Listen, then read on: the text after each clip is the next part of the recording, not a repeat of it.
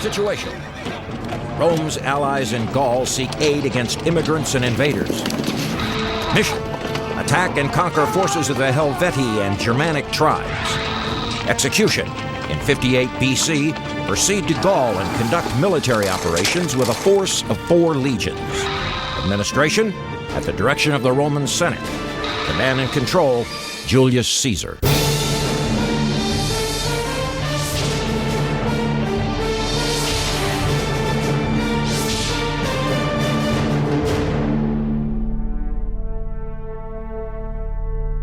Welcome to Conquerors. I'm Captain Dale Dye. Today, the name Julius Caesar is synonymous with power. But in 58 BC, he was just another Roman politician. Now, that all changed when he went to Gaul, which is France on today's maps. The sword, shield, and javelin were the backbone of Caesar's legions. But he understood that the hammer was mightier than the sword. It was with implements like this that his corps of engineers built the machinery of conquest. In 52 BC, Julius Caesar and his legions found themselves hunkered down inside an 11-mile ring of towers and defensive obstacles. They were under attack on 2 fronts, massively outnumbered and anxiously awaiting reinforcements. The Gallic opposition was led by Vercingetorix, the one Gallic commander who could match Caesar in charisma and strategy. Against all odds, Vercingetorix had united the warring nations of Gaul in a last-ditch attempt to drive Caesar from the region. Vercingetorix had really been pretty brilliant in pulling together a wide range of tribes to fight against the Romans. And he had thought he had a really good chance of winning. Vercingetorix was the last opportunity for all of Gaul to rise up and throw the Romans out. And this is really the only time that the tribes of Celtic Gaul, the southernmost, the wealthiest, and most politically sophisticated tribes, actually fight against Caesar. It was the final showdown after 6 years of tireless fighting. Alongside his men, Caesar had faced savage foes and harsh winters. They'd crossed the Alps, the Rhine, and the English Channel. But when his campaigns first began in 58 BC, all Caesar knew was that Gaul was the post that would make or break his career. It was his best chance to realize his ambition and gain the glory and power he'd desired his whole life. Julius Caesar was born around 100 BC. He came from a noble family. When you study Caesar, you first of all have to understand this is not a rags to riches story. Caesar was well connected. His father was a senator. He received the best education Rome had to offer. He was well educated in literature, in history. He learned to use language brilliantly. He could command the Latin language better than almost anyone. As a young man, he served 2 years in the military, and he won a civic crown, Rome's Medal of Honor, for saving a fellow citizen's life in battle in Rome's eastern provinces. It was a prestigious award that Caesar wore with pride. In 79 BC, he returned to Rome in civilian life. He distinguished himself in law and entered the 3-ring circus of Rome's political scene. He rose through the ranks easily, with charm and charisma to spare. He was a popular candidate who knew how to play a crowd, but his family had fallen on hard times, and every step forward put him deeper in debt. He had enormous debts that he had borrowed from campaign contributors, I guess we would call them, from supporters of one sort or another, so that when he held lower offices, he could give the most spectacular gladiatorial combats, and people would be talking about what a great man he was. In his 30s, Caesar was sent to Spain to hold an administrative office. While there, he came across a statue of Alexander the Great. Suddenly, the gulf between his ambition and his achievements was thrown into sharp relief. And Caesar wept, saying, "When Alexander was my age, he had conquered the whole known world, and here I am, and I've accomplished nothing." Little could he have known that in time he would accomplish so much that people would speak the name Alexander and Caesar in virtually the same breath. At the age of 40, Caesar ran for the highest political office in the Roman Republic, consul. With populist appeal and important connections, he won. While consul, he employed strong-arm tactics and threats of violence to push through his legislation. He ignored rules of order and forced bills to benefit his political allies. It was traditional for consuls to serve as provincial governors after their term of office ended, and Caesar looked forward to this assignment. Caesar had a number of things that the provincial governorship could do for him. One, the simplest, was that while he was consul, he had done a certain number of acts that might have been called illegal. As long as you were a magistrate, you could not be prosecuted. And so he wanted to be out of Rome as a governor for that reason. Most importantly, a governorship was a great way to recoup the expense of holding an office. Roman governors got filthy rich on loot and the labor of slaves. For Caesar, that was crucial. He'd struggled to get to the top of the political arena in Rome, and now he needed to get money and prestige to cement his position as one of the leading men in Rome, if not the greatest man of all. He needed a war. He needed the military glory that would win. He also needed the money. Caesar was initially given two provinces, one east of Rome called Illyricum, and the other in northern Italy called Cisalpine Gaul. And then, through a stroke of luck, and Julius Caesar was one of those people, it wasn't so much that luck came to him, but when luck came along, he was an opportunist. The governor of Transalpine Gaul died. Transalpine Gaul was added to Caesar's charge. The neighboring Celtic nations were independent from Rome, but far from strangers. Centuries of war and trade had cemented alliances. The rest of Gaul, all of central, northern, and western Gaul, the Romans called Gallia Comata, which means long-haired Gaul, which means wild and woolly Gaul. They did not have control over that part of Gaul. It's a big mistake to think of Caesar fighting against Gaul. Gaul as a single nation. It wasn't. It was a whole range of different tribes, different peoples, different kingdoms, many of whom spoke the same languages and had similar cultures, but they were not united. So Caesar wasn't matching the might of the Roman Republic against a united Gaul. In early spring of 58 BC, an Alpine people called the Helvetii began to migrate west toward Caesar's province. They hoped to resettle in western France, farther from German invaders and where the climate was milder. Numbering around 350,000, including men, women, and children, they left their mountain villages. What they couldn't carry, they burned. Returning was not an option. They appealed for rites of passage through Caesar's province. Caesar told them no. They moved further north, where they were going to go through some allies of Caesar's. And of course, these allies were very disturbed.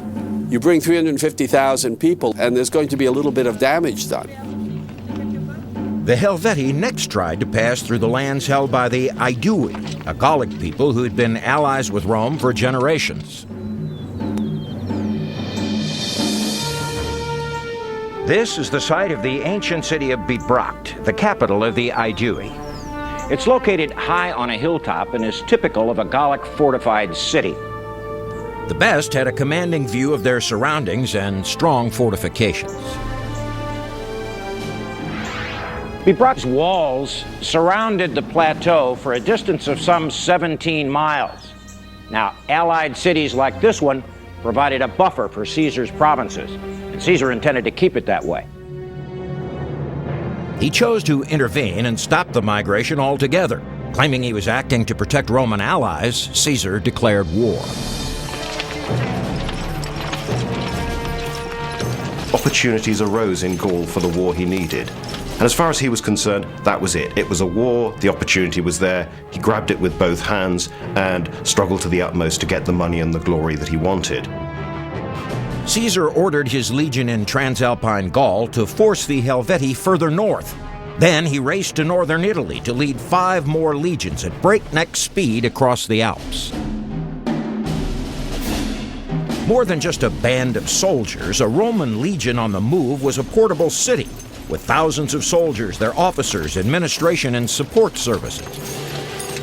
We don't have a tremendous amount of precise information on the organization of the Legion of Caesar's day, but our best guess is this. It numbered roughly about 5,000 men, at least in theory. They were broken up into 10 cohorts of heavy infantry. Each of the cohorts was supposed to consist of about 480 men, commanded by 6 centurions. He had transport officers that would know how to build a camp, would know how much food a legionary would consume, and so there was medical officers, there was provisional officers, there was camp officers, and you contrast that with auxilia, and these would be native troops. Most often they were horsemen. Caesar and his legions caught up with the Helvetii at the Saône River.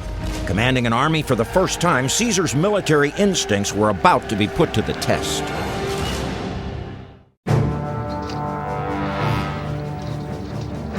In 58 BC, the Helvetii were on the move. So were the Roman legions. Caesar's troops moved with terrifying speed and closed in on the Helvetii at the Saône River. Now, the Helvetii were crossing the river. When they got about 3/4 of their people across, they were amazed to discover that on their rear, here comes Caesar. He had made one of his famous forced marches, had fallen on the rear of the Helvetii, and manages to wipe them all out. His responses are always extremely robust. Whereas perhaps other commanders might have been content with delaying or hemming in the Helvetii, Caesar confronts them and inflicts an appalling defeat on them and then sends them back where they've come from. The Romans continued their pursuit of the Helvetii across the river. There were now 6 Roman legions, about 30,000 men, tailing 260,000 Helvetii. The legions were waiting for a tactical advantage, holding reserves in the rear. As the pursuit neared Bibracte, Caesar took the opportunity to collect rations. The Helvetii took the opportunity to attack. Numbers may have been on the Helvetii's side, but in military terms, they were no match. They don't fight in ordered ranks, they fight in close order, but there isn't really any discipline. They're not a force where the chieftain or the king in command can issue an order and expect everybody to obey it very smoothly, which Caesar can with his disciplined legionaries. The key to Roman military success is organization and standardization. What that meant was, even though Roman generals did not need to be excellent, it meant that all of the usual criteria for battle elsewhere outside of Roman influence, weather, size of the enemy, chance, individual genius, they could all be trumped by a system. Roman cohorts were armed and equipped as heavy infantry. That meant they could do damage at a distance or up close and personal. Each legionary wore ring-mail armor, a helmet, and carried a full-length shield. He was also equipped with a pilum so that he could do damage at a distance. And this is a special crafting. It was designed to bend on impact with a body or with a shield. If they hit a shield, they were rendered useless, so the enemy couldn't return fire. And every legionary carried another weapon that was even more lethal. The gladius was a double-edged short sword. It was kept razor sharp and could be used to stab or to slash. It featured a raised ridge or fuller that ran the length of the blade to give it strength. Now, the legionary was deadly when he was up close, especially against an opponent who might have a longer two-handed sword and couldn't carry a shield.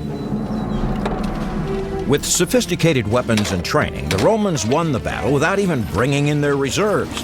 About a third of the Helvetii escaped into the woods. Thousands more were slaughtered or enslaved. And so in this case, we have this people, the Helvetii, confronted by a trained army. And they are cut down, and they are severely defeated. Later that same year, Caesar faced a more personal test of his command. With the Helvetii driven back, the Gauls came to Caesar and asked his help in freeing their lands from a German warlord named Ariovistus. It's a little hard to know what kind of person Ariovistus was. According to Caesar, he is boastful, arrogant, and very, very self-assured. He was invited into that region of Gaul in support of one Gaelic tribe that was fighting with another one. So far, so good. You bring in an ally, not a problem. Unfortunately, you bring in an ally who decides, hey, I like it here, I'm going to stay, and by the way, now I'd like you to give me a third of your land. Oh, come to think of it, I'd like 2/3 of your land. Well, that's not so fine. In a sense, Ariovistus has done what Caesar is starting to do. He's moving into Gaul and he's dominating the area, and Caesar doesn't want to let anybody else do that. He said to Caesar, listen, you are an outsider and you control part of Gaul. I'm an outsider, I control part of Gaul. What's the difference? Well, the difference was this was Caesar and he wasn't going to tolerate it. As tensions mounted, battle was inevitable. Both Caesar and Ariovistus headed for the strongest natural fortification in the region, a town called Vesontio. Caesar won the race and garrisoned his legions in that stronghold. They were there waiting for some supplies, and soldiers who were idle have a tendency to talk and to speculate. Well, the Romans had this image of German barbarians as these large, enormous, really ferocious, vicious warriors who could practically kill you just by giving you a dirty look. Caesar's army becomes very nervous. They hear all sorts of dreadful stories about how ferocious the Germans are as warriors. And Caesar says that the problem starts not with the ordinary soldiers or even with the centurions, but with the aristocrats who followed him from Rome.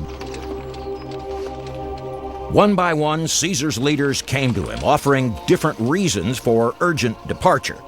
Others stayed on while panic spread like a virus. It became so bad, the soldiers began to question Caesar's commands. Vesontio comes very early on in Caesar's campaigns. It's in the first year of operations, and it shows that the tremendous trust and almost fanatical loyalty that Caesar subsequently enjoys between himself, his officers, and his men has not yet been created. It has not yet built up. But eventually, he had to shame them into fighting. He said, listen, we're going to fight these guys. I'm going to fight these guys. If I have to go out there with the 10th Legion alone, I'll do it.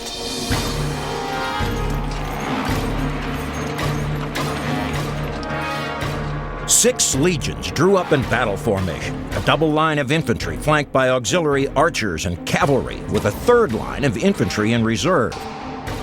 They left their stronghold and marched on the German camp. Caesar led one flank in person, routed the facing enemy division. Ariovistus escaped, but the deployment of the Roman third line late in the battle sealed the Roman victory. Caesar had triumphed. So he ends up turning a dangerous situation and a mutiny into this sudden burst of enthusiasm. And from then on, you never have a problem like this again.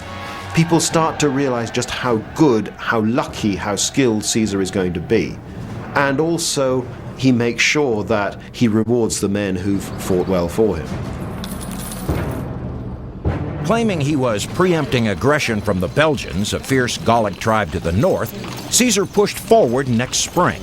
He needed to keep the momentum of his first year.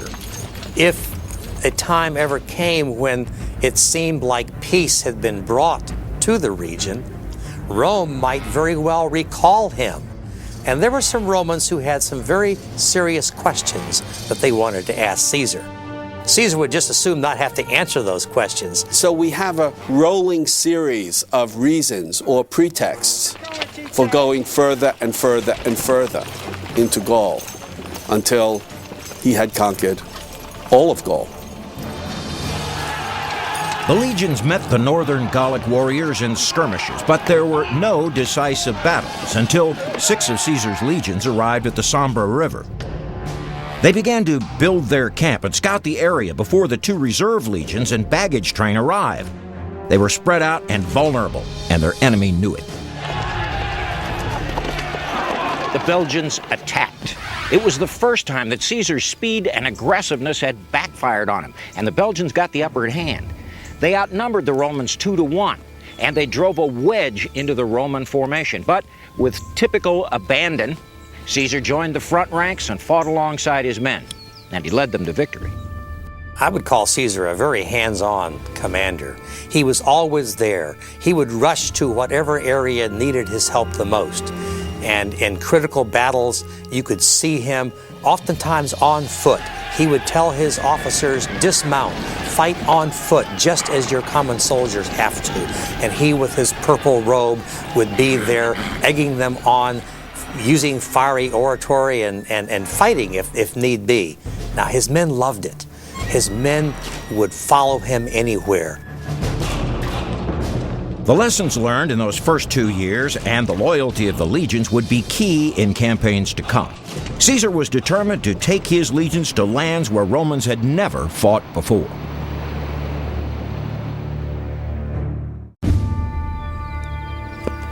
By the end of the campaign season in 57 BC, Caesar had racked up victories all across northeastern Gaul. He returned to his provincial headquarters in northern Italy and began to write his yearly report on the province for the Senate. These reports form the basis of what we now know as Caesar's commentaries, the historian's primary source. In the commentaries, Caesar carefully sculpted his own legend and described both the strengths and the weaknesses of the Gauls. To justify his conquest back in Rome, Caesar exaggerated the fierceness of the Gallic warriors. However, he left out any description of their political and cultural sophistication. This is a clever tactic on his part in many ways, because Caesar leaves a very good impression with the Roman Senate, but is not telling us the truth. While Caesar was away, he left his legions quartered in winter camps in Gaul. Many of the Gallic cities resented the Roman presence, especially the Veneti on the Brittany coast.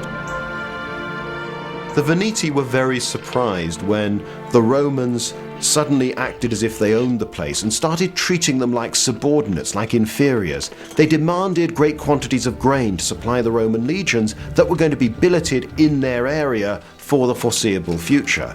So they rebelled against the Romans and they seized Caesar's officers who'd been sent out to collect the grain supply. Caesar immediately began plans to retrieve his captured officers and punish the Veneti, but the Veneti were not like Gaul's inland tribes. They were a naval power with a strong fleet. They're protecting the trade routes and they're benefiting very nicely, thank you, from trade with Britain. They don't want Romans to come in and interfere with this. They don't want Roman traders, Roman companies to take over the most important contracts. In preparation for the battle, Caesar commissioned shipbuilders to construct a fleet. He recruited oarsmen and sailors. While they assembled in a bay to the south, the Veneti retreated to fortified promontories on the coast. This is the site of a typical promontory fort. It features a narrow approach, and it's guarded by a double row of trenches as well as earthen walls topped by a palisade. Since it was accessible from the sea, the Veneti could evacuate by ship every time the Romans breached their defenses. Caesar's commentaries also talk about a second type of promontory fort. This second type capitalized on the coast's extreme tides. On promontories like this, the Veneti repeatedly frustrated the Roman advance. The Romans couldn't approach by ship at low tide, and they couldn't approach on foot at high tide. When the Romans attempted to build siege works, the Veneti simply sailed to the next landing. Once Caesar's fleet was ready for war, he faced a whole new series of problems. The rough seas of the Atlantic were unlike anything a Roman fleet had ever encountered. So were the Veneti's ships. Commanding from a high bluff, Caesar watched as his ships went out to meet the Veneti fleet. The Romans built ships that were suited to Mediterranean warfare. They're oared galleys, where the main motive power comes from rowing, not from sailing. They have rams on the prow of them, and the idea is that you come in and smash the side of the enemy ship and cripple them. The problem is the Gauls have these big merchant-type ships that are very high, very stoutly built. So at first, Caesar finds that his ships go out and they can't do any damage to the Gauls when they ram them. But the Romans improvise, as always. He had to bring hooks on his ships with which to pull down the sails on the opponent, and then have several of the Roman ships gather around them and board them. It shows his adaptability. He's trying to turn a sea battle into something with which the Romans can cope better. Once again, luck was on Caesar's side. The wind dropped. The Gallic fleet was stalled. Caesar's ships closed on each one of them. So Caesar wins. But Caesar's quite nervous about rebellion in this area again. So he decides on a particularly harsh punishment for the High Council of the Veneti, their Senate. And he has them all executed. And he slaughters all of these men so that other tribes will be so terrified of opposing Rome that they won't dare to rebel again. While Caesar was in Brittany, tens of thousands of Germans were crossing the Rhine into Gaul. Caesar recognized an opportunity for good press back in Rome and rushed to the river. Caesar was always a politician. Caesar's legions made camp on the west bank of the Rhine. Despite a temporary truce, a small force of German cavalry attacked and beat up on the Romans.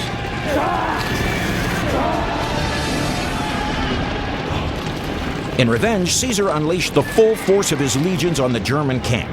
German warriors, women, and children began to flee in all directions. Caesar then sent his cavalry to hunt them down. Tens of thousands were killed.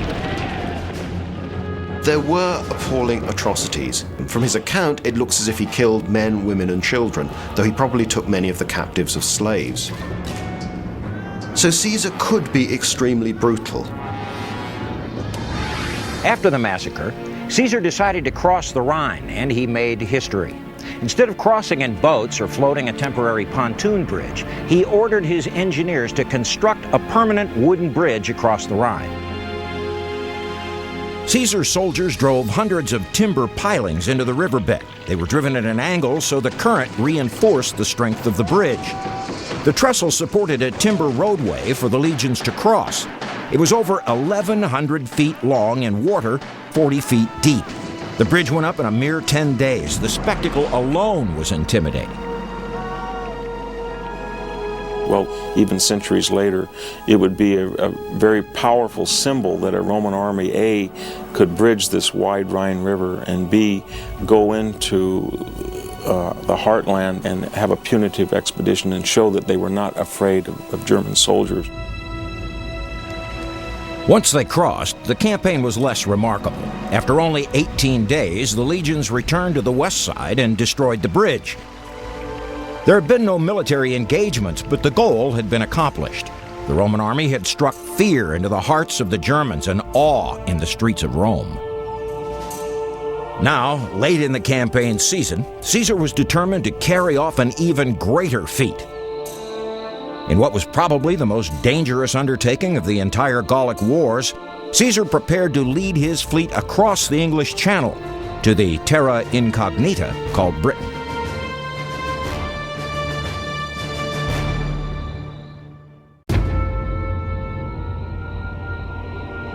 In August of 55 BC, Caesar decided to take his fleet across the English Channel.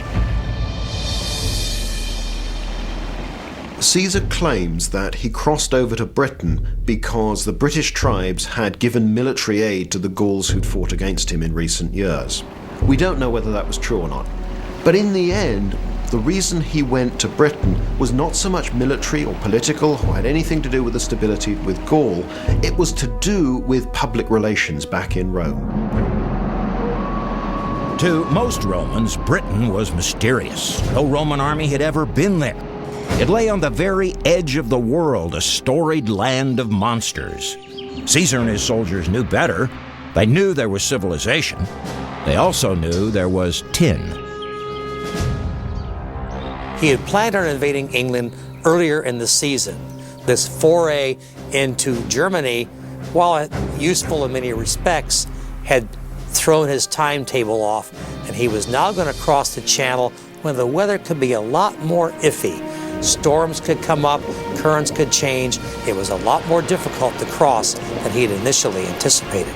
Caesar, like any Roman commander, is very bold and very aggressive. Particularly to a modern observer, this can often look to the point of extreme rashness, sometimes sheer folly. Caesar set out for Britain. The fleet of warships he'd built to fight the Veneti led the way. 2 legions, about 10,000 men, filled 80 transport ships, and another 18 cavalry transports followed. The sailing was rough, but the first ships reached Britain within 4 hours. Only the cavalry transports were held back by the wind and unable to make the crossing. Other than William the Conqueror, there were not very many people who could cross the English Channel. Remember that Hitler couldn't do it, Napoleon couldn't do it. The landing was difficult. The first site Caesar chose was a beach protected by cliffs, but the Britons were there waiting, circling the beach in war chariots.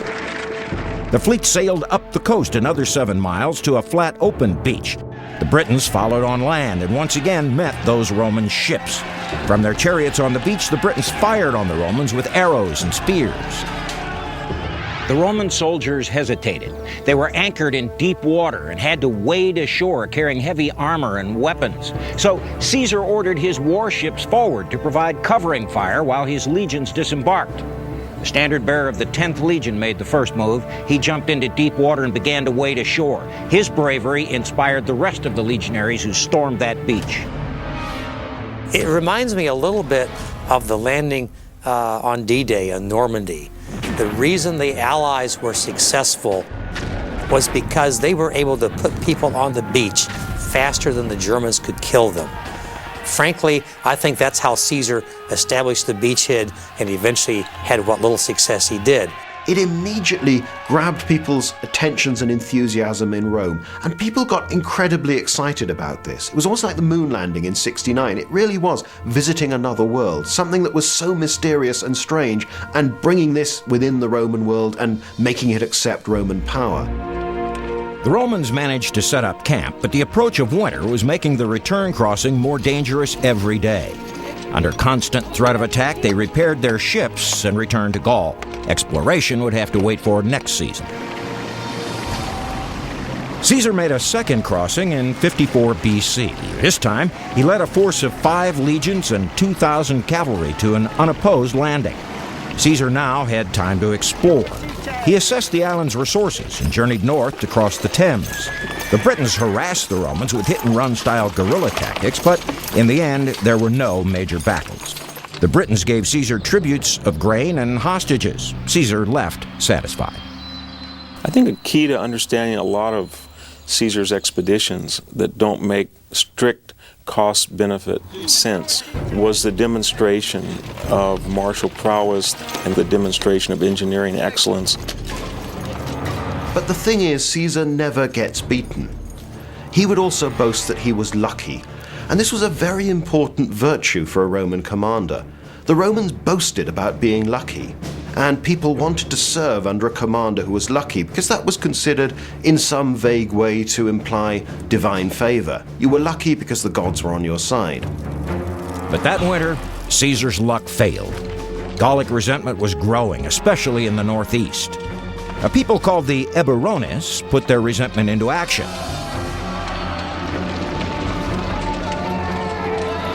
They attacked a Roman camp and slaughtered the Romans, including about 7,500 soldiers and 2 of Caesar's most accomplished officers. It was Caesar's worst loss, and it hinted at greater rebellions to come.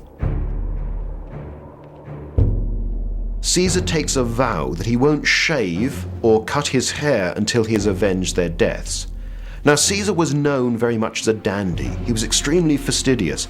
He didn't just make sure that he was neatly shaved, neatly barbered, but there were stories that he had all his other bodily hair plucked out because he wanted to look smooth and sleek and shiny.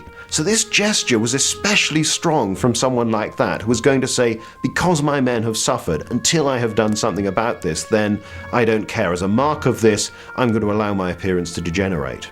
So it emphasized to the soldiers just how much they mattered to him. Caesar waged a series of vindictive attacks against the northern and eastern Gauls for the entire campaign season of 53 BC. The Eburones were completely annihilated, never heard from again. The Roman treatment of different Celtic groups differed according to how they were to fit into the new Gallo-Roman economy. And so he was pretty merciless in doing away with some of the lesser economically important groups.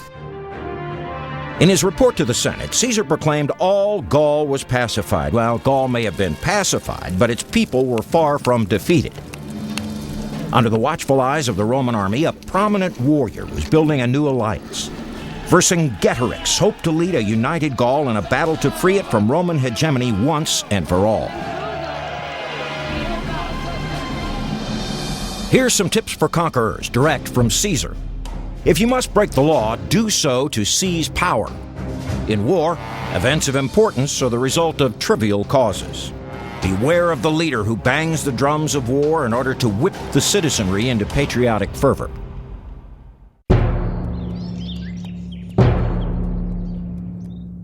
In 52 BC, Caesar reported to the Senate that all Gaul was pacified.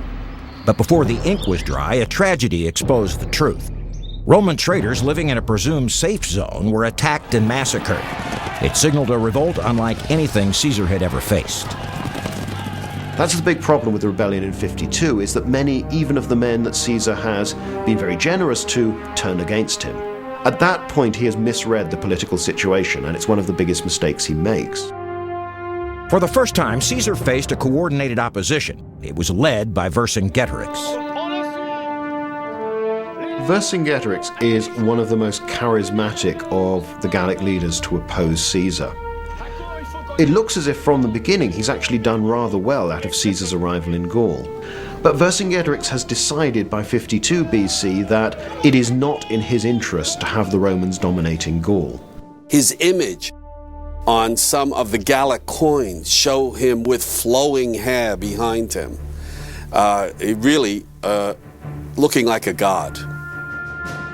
And he managed to bring all of these Gauls who had fought against each other into a coalition against the Romans.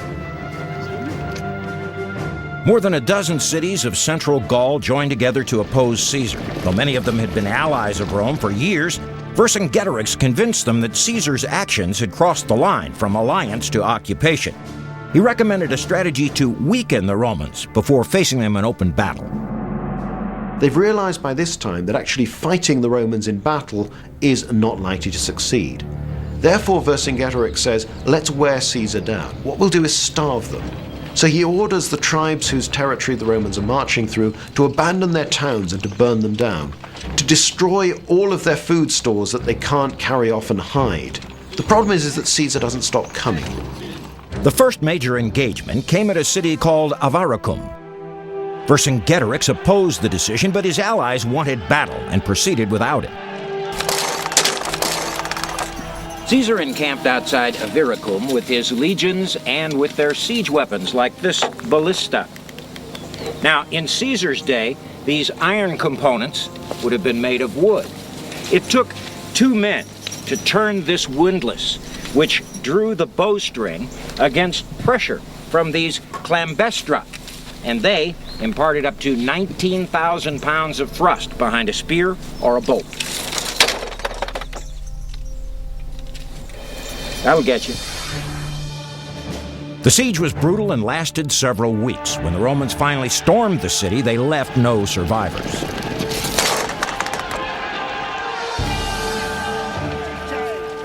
Next, Caesar rushed his legions to Gergovia.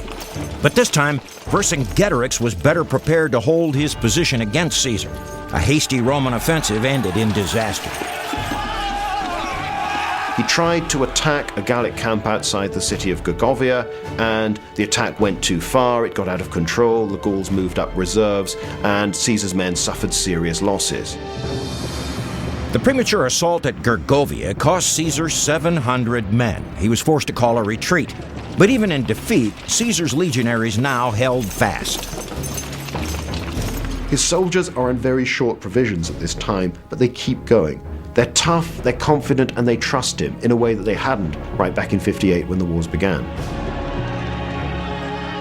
Vercingetorix retreated north to the stronghold of Alesia. He hoped to summon reinforcements and trap Caesar's now weakened legions in a classic pincer maneuver.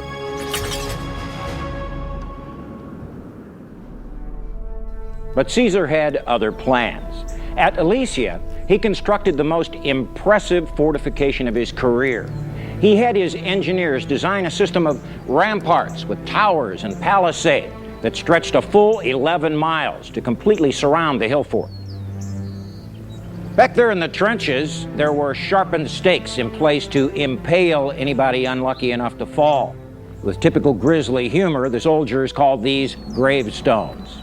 Then there were these iron spikes, which were called spurs. It's kind of strange because they would absolutely stop a charging horse. There was also the lilies blossoming out there in the mid-ground. They hid pits camouflaged with brush and bristling with more sharpened stakes.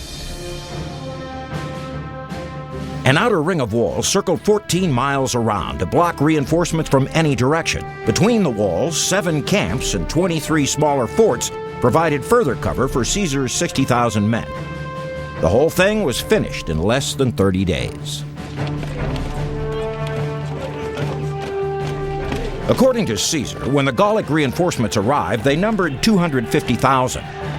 They raced over the plain and assaulted the outer wall. At the same time, Vercingetorix led 80,000 men against the inside wall.